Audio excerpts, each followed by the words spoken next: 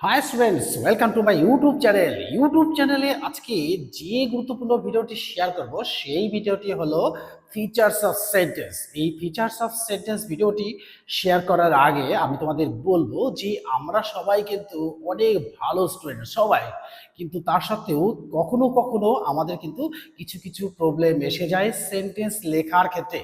যদি আমরা সেই সমস্যাগুলো দূর করতে পারি তাহলে কিন্তু আমরা আরো ভালো হয়ে যাব। তাই আমি বলবো যে আজকে যে গুরুত্বপূর্ণ ভিডিওটি তোমাদের সাথে শেয়ার করছি এটা কিন্তু সব স্টুডেন্টসের লাগবে। শুধু আমি বলবো না যে ক্লাস 7, শুধু আমি বলবো না যে ক্লাস 10, শুধু আমি বলবো না যে মাধ্যমিক স্টুডেন্টস, শুধু আমি এটাই বলতে চাইছি যে এই ভিডিওটা লাগবে কিন্তু সকলের, অর্থাৎ এভরি স্টুডেন্টস, এভরি ক্লাসেস। অর্থাৎ আমরা যারা 7 থেকে অর্থাৎ 6 পাস করে আমরা যারা 7-এ উঠেছি তাদেরই কিন্তু সবচেয়ে এফেক্ট বেশি হয়। কারণ কি, তারা কিন্তু মাঝে মাঝেই কিন্তু ক্যাপিটাল লেটার এদিকে হবে না এদিকে হবে, অর্থাৎ ক্যাপিটাল লেটার দিয়ে শুরু হবে না স্মল লেটার দিয়ে শুরু হবে, অর্থাৎ ডিটা এদিকে হবে না ওদিকে হবে। এই সমস্ত সমস্যা কিন্তু আমরা এই সমাধান করতে পারি একটা ছোট্ট ভিডিওর মধ্যে দিয়ে। আজকের এই যে গুরুত্বপূর্ণ ভিডিওটি তোমাদের সাথে শেয়ার করছি এটাই কিন্তু তোমাদের জীবনের মোড় ঘুরিয়ে দেবে। তাহলে চলো আমরা সেই জীবনের মোড় ঘুরিয়ে দেওয়ার জন্য যে ভিডিওটি দরকার, যে জিনিসগুলো জানা দরকার সেইগুলো জানবো। কিন্তু জানার আগে আমরা বলবো সবাই পড়ার সাথে সাথে যদি এগুলো আমরা মেনে চলি তাহলে কিন্তু আমরা 100% সাকসেস হব পরীক্ষাতে। কারণ কি, ইংলিশ সাবজেক্টে যে সমস্তগুলো সমস্যা আসে সেই সমস্যাগুলোই হলো ফিচার্স অফ সেন্টেন্স। এই সেন্টেন্স লেখার জন্য আমাদের কিন্তু ছোট্ট থেকেই অনেক প্রবলেম এসেই যায়, ছোট থেকে আমরা অনেক ভুল করে থাকি। সেই ভুলগুলো সমাধান করার জন্যই কিন্তু আজকের এই ভিডিওর। তাহলে চলো আমরা কথা না বলে সরাসরি চলে যাই সেই ভিডিওতে, যে ভিডিওতে আমরা জানতে পারবো ফিচার্স অফ সেন্টেন্স। তাহলে দেখো আজকের টপিকটি হলো এই ফিচার্স অফ সেন্টেন্স। তাহলে চলো শুরু করি। দেখো আমি টপিক লিখে দিয়েছি, এখানে লিখবো যে ফিচার্স অফ সেন্টেন্স, ফিচার্স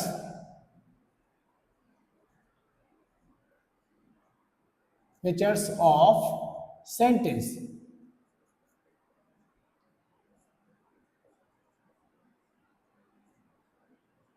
দেখো এই ফিচার্স অফ সেন্টেন্স আজকে টপিক, কিন্তু আমরা সেন্টেন্স লেখার সময় কিন্তু মাঝে মাঝে ভুলে যাই সেন্টেন্স লেখার সময় আমাদের কি কি পালনীয় অর্থাৎ কি কি করণীয় আমাদের থাকে। এই সেন্টেন্স লেখার সময় আমাদের প্রথমেই জানতে হবে যে আমরা যে সেন্টেন্সের মধ্যে যে ওয়ার্ডগুলো লিখছি সেই ওয়ার্ডগুলো সত্যি সত্যি ঠিকঠাক তো, এটা প্রথমে মানতে হবে। তাহলে কি কি মানতে হবে? প্রথমে মানতে হবে যে এই ওয়ার্ডগুলো লিখছি সেন্টেন্সের মধ্যে সেগুলো ঠিকঠাক কিনা। তাহলে আমরা ওয়ার্ডটা সম্পর্কে থেকেই শুরু করি, অর্থাৎ ওয়ার্ড থেকেই শুরু করি। ওয়ার্ড মিনস হচ্ছে group of letters that gives us a complete sense. এবার আমরা চলে যাবো সেই সেন্টেন্স, সেন্টেন্সের মধ্যে যে যে জিনিসগুলো থাকার দরকার সেটা কিন্তু ফলো করতে হবে। অর্থাৎ সেন্টেন্স লেখার জন্য আমাদের বলতেই হবে কি কি লাগবে, একটা সাবজেক্ট লাগবে, একটা প্রেডিকেট লাগবে। তাহলে দেখো এই সাবজেক্ট বা প্রেডিকেট জানার আগে আমরা কিন্তু জেনে নেব যে সেন্টেন্সটা কি। এই সেন্টেন্সটাই হচ্ছে group of words that gives us a complete sense, that is sentence. Every sentence begin with capital letter and ends with a full stop, question mark or exclamation. এইগুলো নিয়ে কিন্তু তোমাদের সামনে আমি শেয়ার করব। দেখো এবার এই সেন্টেন্স লেখার সময় আমাদের দুটো জিনিস প্রথমেই জানতে হবে, যে প্রথমে জানতে হবে যে এটা সেন্টেন্স কিনা, দ্বিতীয় জানতে হবে যে আমাদের এটা সেন্টেন্সের মধ্যে কি কি থাকতে হবে। তাই আমি বলবো যে এগুলো জানার আগে কিন্তু সেন্টেন্স গঠন করার আগেই কিন্তু এগুলো জেনে নিতে হবে। তাহলে আজকে যে ভিডিওটি শেয়ার করছি সেই ভিডিওটি কিন্তু সকলকে শেয়ার করতে ভুলবে না আর লাইক দিতে ভুলবে না। তাহলে কি হবে, আমি ভীষণভাবে মোটিভেটেড হতে একটু কষ্ট লাগবে যে আমি এত কষ্ট করে তোমাদের জন্য যে ফিচার্স অফ সেন্টেন্স নিয়ে এসেছি এটাই কিন্তু তোমাদের কাছে সবচেয়ে গুরুত্বপূর্ণ। কারণ এটা না জানলে আমরা 100% সাকসেস হতে পারবো না। তাহলে দেখো আমরা সেই জায়গাটাতে চলে যাই যে সেন্টেন্সটা কি। প্রথমেই জানতে হবে যে what is sentence, what is T sentence, এটাই প্রথমে জানতে হবে যে সেন্টেন্সটা কি। দেখো সেন্টেন্স ইজি, এ সেন্টেন্স লিখবো এ টি, sentence is a group of words that gives gives us a complete sense sense, that is sentence. দেখো এই সেন্টেন্সটা হলো যে সেন্টেন্সটা কি, sentence is a group of words that gives us a complete sense. এটা কিন্তু আমরা সবাই জানি। অর্থাৎ একটা সেন্টেন্স গঠন করতে গেলে আমাদের কিন্তু কতগুলো ওয়ার্ড লাগবে, এই কতগুলো ওয়ার্ড কিন্তু আমি সরাসরি সাজিয়ে দিলেই কিন্তু সেন্টেন্স হয়ে যাবে না।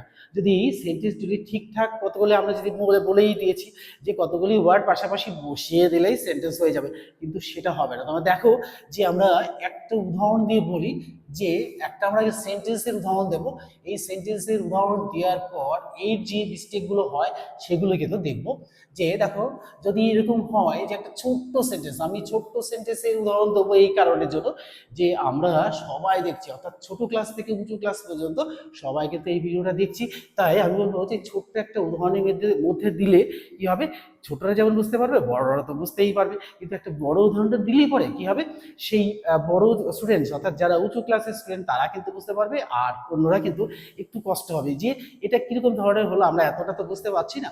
সেই জন্য আমি বলবো যে এইটা একটা ছোট্ট সেন্টেন্সের মধ্যে উদাহরণ দিতে হবে। তাহলে যখন যে আমরা ছোটবেলায় একটা গল্প পড়েছিলাম না, যে দুটো বিড়াল আছে, সেই দুটো বিড়ালের যাওয়ার জন্য যদি দুটো রাস্তা করি তাহলে কি হয়, একটা ছোট বিড়ালের যাওয়ার রাস্তা, একটা বড় বিড়ালের যাওয়ার রাস্তা। তাহলে ছোট বিড়ালের যাওয়ার রাস্তা একটা, বড় বিড়ালের যাওয়ার রাস্তা একটা। যদি এটা না করি, যদি একটা বড় বিড়ালের যাওয়ার রাস্তা করি তাহলে কি হবে, বড় বিড়ালের যাওয়ার রাস্তা করলে পরে কিন্তু সেই রাস্তাতে ছোট বিড়ালও যেতে পারবে, বড় বিড়ালও যেতে পারবে। তাই আমি বলবো যে এইরকম ভাবে করতে হবে। কারণ কি না, একটা ছোট্ট উদাহরণ দিলে পরে কি হবে, সেই ছোটরা যেমন বুঝতে পারবে আর বড়রা তো বুঝতেই পারবে। সেই জন্য আমি এইরকম একটা উদাহরণ দিচ্ছি। দেখো যদি আমি এরকম দিই যে রোজ, রোজ ইজ রেড, এটা তো সেন্টেন্স। কারণ কি, এটা সেন্টেন্স হচ্ছে, এটা এইরকম নেই যে ইজ রোজ রেড, রেড এরকম এই ব্যাপারটা দিলাম, যে এইরকম একটা ব্যাপারটা নেই। এটাও কিন্তু গ্রুপ অফ ওয়ার্ডস, এটাও কিন্তু গ্রুপ অফ ওয়ার্ডস, এটা কিন্তু আমরা দেখেছি। যে দেখো আমি বলেছি যে গ্রুপ অফ ওয়ার্ডস হলেই কি সেন্টেন্স হবে, নো, গ্রুপ অফ ওয়ার্ডস হলে কিন্তু সেন্টেন্স হবে না। এটা কিন্তু একটা গ্রুপ অফ ওয়ার্ডস। দেখো ইজ রোজ রেড, এটা কিন্তু গ্রুপ অফ ওয়ার্ডস। আবার দেখো রোজ ইজ রেড, এটাও কিন্তু গ্রুপ অফ ওয়ার্ডস। কিন্তু আমাদের একটা জিনিস জানতেই হবে যে যদি কমপ্লিট সেন্স না আসে তাহলে কিন্তু সেন্টেন্স হবে না। So a sentence is a group of words that gives us a complete sense, that is sentence. তাহলে আমরা নিঃসন্দেহে এটা কি করতে পারি, এটাকে সেন্টেন্স বলে দিতে পারি। এটা একটা গ্রুপ অফ ওয়ার্ডস বলতে, এটা ফ্রেজ বলতে পারি। এটা আমরা ফ্রেজ পড়ে জানবো যে এটা কিন্তু একটা কমপ্লিট সেন্স দিচ্ছে না, so it is not a sentence. এটা কিন্তু আমরা বুঝে গেছি। তাহলে দেখো আমরা সেন্টেন্স লেখার সময় কিন্তু একটা জিনিস যেটা ফলো করতে হবে, একটা সেন্টেন্স লিখতে গেলে কি থাকতে হবে। দেখো এখানে কিন্তু সেটাও আছে, কিন্তু সেটা কিন্তু উজ্জ্বল রয়েছে বা লুকিয়ে রয়েছে, সেটাকে খুঁজে বের করতে হবে। কিন্তু খুঁজে বের করে তো আমাদের সেন্টেন্স গঠন করা যাবে না। সেই জন্য আমি বলবো যে এটা যদি রোজ ইজ রেড এটা হয়, তাহলে দেখো আমি জানি, অর্থাৎ আমরা সকলেই জানি, ছোট বড় সকলেই জানি যে সেন্টেন্স লিখতে গেলে একটা সাবজেক্ট লাগবে। এই সাবজেক্ট ছাড়া কিন্তু সেন্টেন্স হবে না। আর কি হবে, সেন্টেন্স যে সাবজেক্ট যে কাজটা করবে সেটাও লাগবে। তাহলে সেন্টেন্সে দেখো এই সেন্টেন্সে এই রোজ হচ্ছে, এটা আমরা ধরবো সাবজেক্ট, ঠিক এইটুকু ধরবো সাবজেক্ট। আর ঠিক এই পার্টটা ধরবো প্রেডিকেট। এটা যদি প্রেডিকেট ধরি, দেখো সাবজেক্ট কার সম্পর্কে বলতে, something is said about, about rose, rose সম্পর্কে বলছে। রোজ সম্পর্কে কি বলছে, রোজ ইজ সেড, অর্থাৎ something is said about subject, তখন এটা প্রেডিকেট হয়ে যাচ্ছে। তাহলে দেখো একটা সেন্টেন্স লিখতে গেলে আমাদের কিন্তু এটা মাথায় রাখতে হবে, সেই সাবজেক্ট থাকতেই হবে, প্রেডিকেট পার্ট থাকতেই হবে, অর্থাৎ এই পার্টটা পুরোটাই প্রেডিকেট।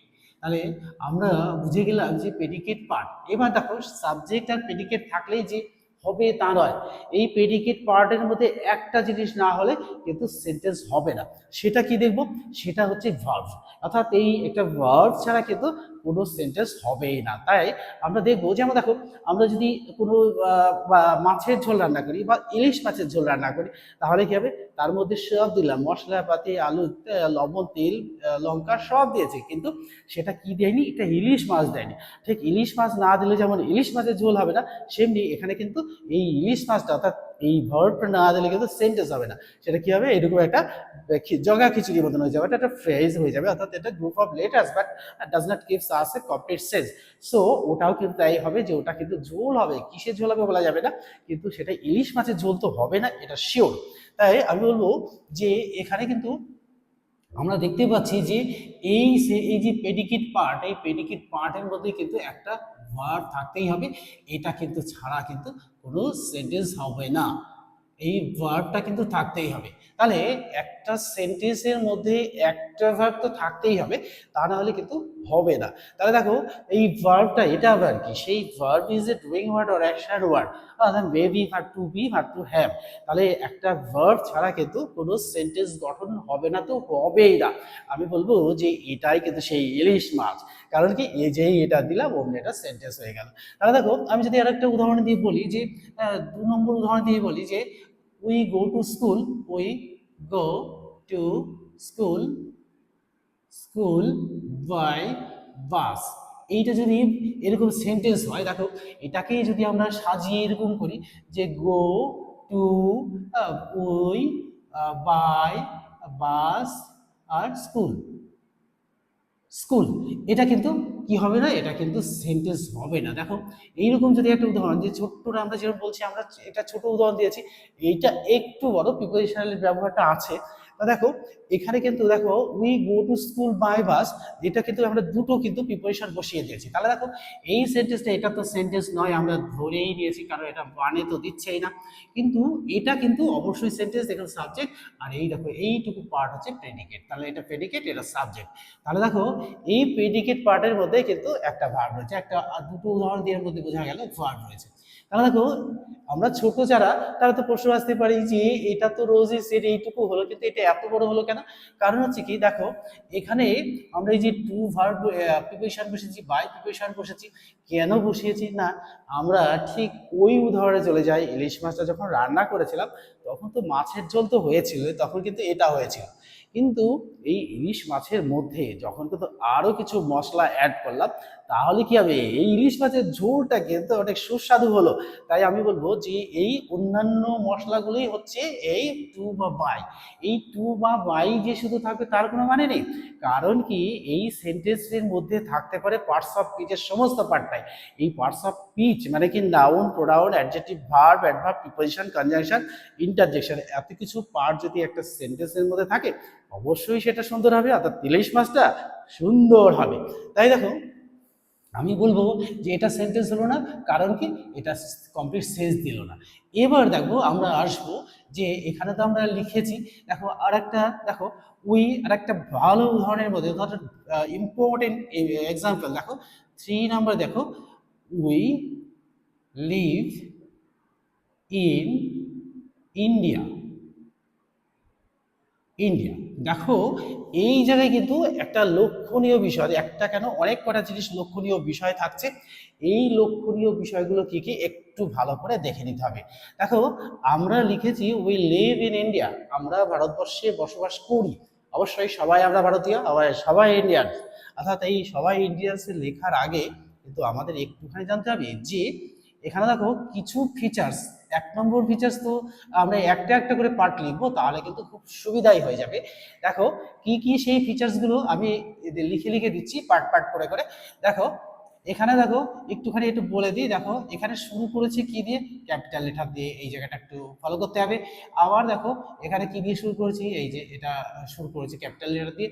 আবার শেষে কি করেছি, শেষে কিন্তু একটা ফুল স্টপ দিয়েছি। এই সেন্টেন্সের মধ্যে দেখো এই তিনটে মানতেই হবে, এই তিনটে ছাড়া হবেই না।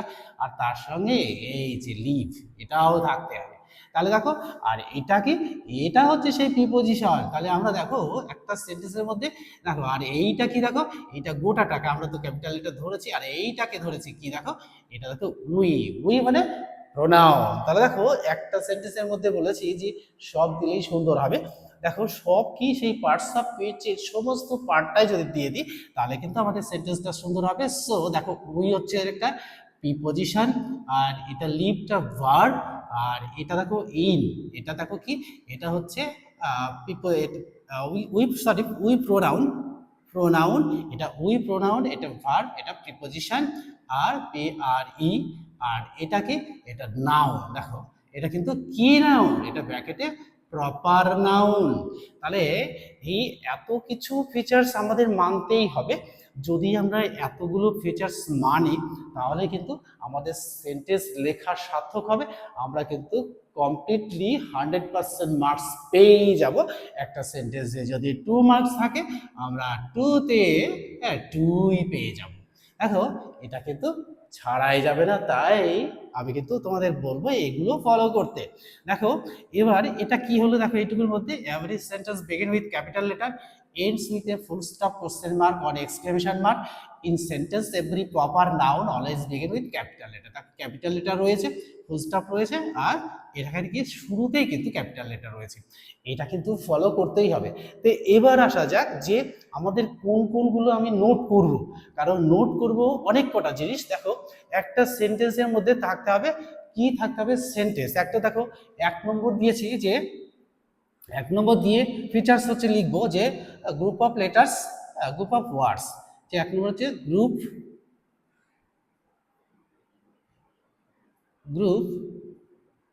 Of words. ওয়ার্ডস কি থাকতে হবে, সেন্টেন্সের মধ্যে গ্রুপ অফ ওয়ার্ডস থাকতে হবে, কিন্তু এর মধ্যে একটা মিনিংফুল হতে হবে, তা নাহলে কিন্তু হবে না। এটা একটা। 2 নম্বর ফিচার্সটা কি দেখো, অর্থাৎ থাকতে হবে সেন্টেন্সের দুটো পার্ট। তাহলে এভরি সেন্টেন্স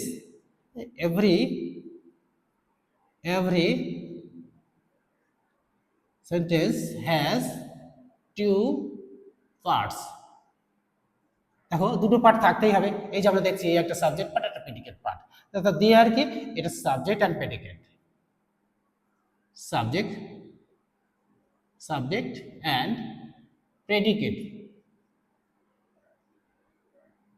এই দুটো থাকতে হবে, সাবজেক্ট থাকতে হবে, প্রেডিকেট থাকতে হবে। আর কি হতে হবে, দেখো শুরু হবে ক্যাপিটাল লেটার। এভরি 3 নম্বর ফিচার দেখো, every sentence begin with capital letter। দেখো every sentence begin with capital letter. এই দেখো ক্যাপিটাল লেটার, এই দেখো ক্যাপিটাল লেটার, এই দেখো ক্যাপিটাল লেটার, সব করে কিন্তু ক্যাপিটাল লেটার দিয়ে শুরু হয়েছে। আর কি হবে, every sentence 4 number, every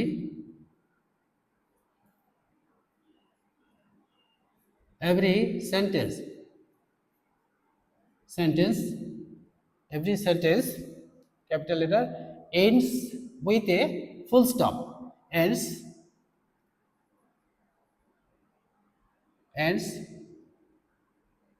with full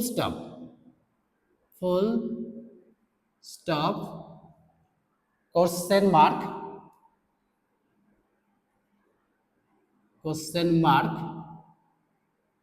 and exclamation mark and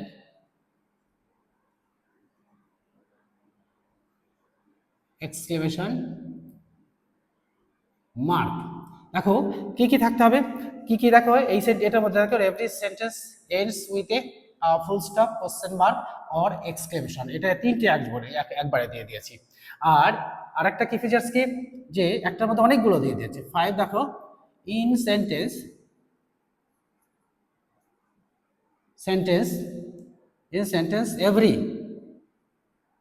every proper noun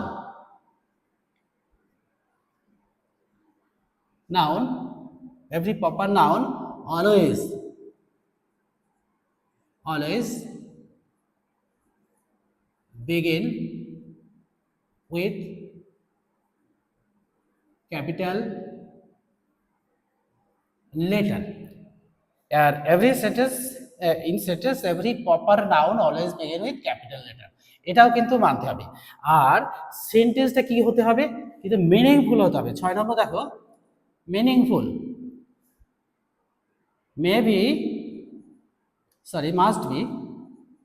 must be meaningful, অর্থাৎ মাস্ট বি মিনিংফুল হতে হবে। কারণ কি, যদি মিনিংফুল না হয় তাহলে কিন্তু সেন্টেন্স হবেই না। আর কোনো ফিচার্স দেখো, এইবার আমরা এই জিনিসগুলো বললাম, দেখো এগুলো যদি একটা দুটো উদাহরণের মধ্যে দিয়ে বলি, যে আমরা তো বলেছি যে every sentence ends with a full stop, question mark or exclamation mark. তা আমরা ছোট ছোট দুই একটা উদাহরণ দিয়ে বলি, দেখো তাহলে কিন্তু আমরা সহজেই বুঝে যাব যে সেগুলো সেন্টেন্স কিনা। আর সেটা সেন্টেন্স হবে তখনই যখন সেটা মানে হবে, অর্থাৎ মিনিংফুল হতেই হবে। তা দেখো এখানে যদি আমি এরকম বলি যে হোয়াট ইজ ইউর নেম, তাহলে দেখো এখানে কিন্তু হোয়াট ইজ ইউর নেম এখানে কিন্তু একটা লক্ষণীয় বিষয়।